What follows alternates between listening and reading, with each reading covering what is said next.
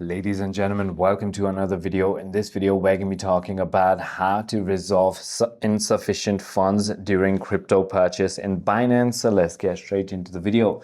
So there are a couple of ways you can go ahead and do so. The first is going to be by opening your Binance and going into your generic bank, which might need higher bank balance. So simply go ahead and check if you have any card balance. If that is not the case, you can simply go ahead and try to open the orders tab and then see if the fee threshold says anything like reduce 5% or something like that.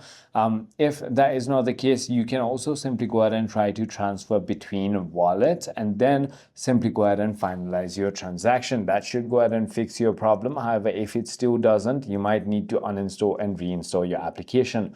I hope this video clarifies everything for you. If you have further more queries, feel free to comment down below and I'll see you on the next one.